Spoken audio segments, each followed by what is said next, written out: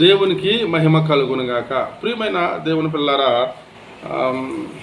కొన్నిసార్లు బలహీనతలు దేవుని సేవలో కానీ విశ్వాస జీవితంలో కానీ మనం ముందుకు వెళ్లకుండా ఆ బలహీనతలు మనల్ని అడ్డుపరుస్తూ ఉంటాయి. మన యొక్క ఎదుగుదలకు ఆటంకాలు అవుతూ ఉంటాయి. ఉదాహరణకు ఒక సింహం కాలులో ముళ్ళు గుచ్చుకుంటే, చిన్న ముళ్ళే గుచ్చుకుంది, అది సింహమే, దానికి ఎంతో వేగం ఉంది, పరిగెత్తగలదు.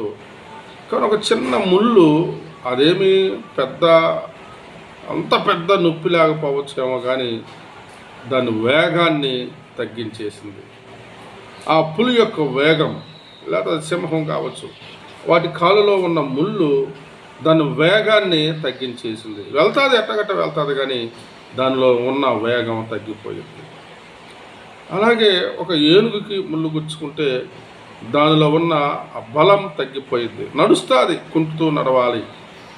అలాగే ఒక సేవకుల్లో కానీ విశ్వాస జీవితంలో కానీ దేవుణ్ణి నమ్ముకున్న ఎవరి జీవితాల్లో అయినా కొన్ని బలహీనతలు ఉంటే అవి దేవునిలో చురుకుగా ఉండకుండా, దేవుని సేవలో వెళ్ళవలసినంత వేగంగా వెళ్ళకుండా అవి మనకి అడ్డుబండలుగా ఉంటాయి. అవి తొలగించుకుంటే దేవుని సేవ మనం విస్తారంగా చేస్తాం. దేవునిలో ఆత్మీయ జీవితంలో ఎంతో ఎత్తుకు ఎదుగుతూ ఉంటాం. కాబట్టి దేవుడు మాట్లాడుతూ ఉంటాడు, రేపు అద్భుత కార్యాలు జరుగుతాయి, మిమ్మల్ని మీరు పరిశుద్ధపరచుకునేది అన్నాడు దేవుడు.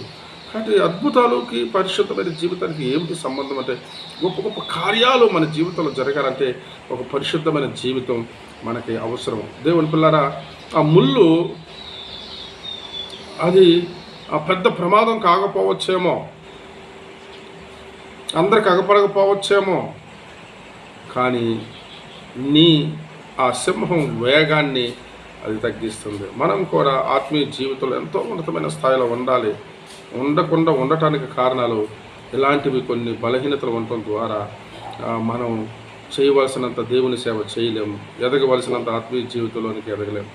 అటు మనలో ఉన్న ప్రతి బలహీనతను తొలగించుకొని, అందుకే దేవుని వాక్యంలో ఉంటుంది, తిమోతి రాసిన 2వ పత్రిక 2వ అధ్యాయంలో ఉంటుంది, నా కుమారుడా, క్రీస్తు యేసునందు కృపచేత బలవంతుడు కమ్ము.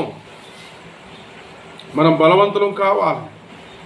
ఎప్పుడైతే బలవంతులుగా ఉంటామో దేవుడు మనలను వాడుకుంటాడు. ఆయన దగ్గర కృప ఉంది, వెళ్దాం, ప్రతి బలహీనత తొలగించిన ఆయన అందాం. తప్పకుండా దేవుడు ప్రతి బలహీనత నుండి మనలను విడిపించి ఆయన కృపకు పాత్రలు చేస్తాడు. దేవుడు మనల్ని అందరినీ దీవించి ఆశీర్వదించును గాక. ఆమేన్.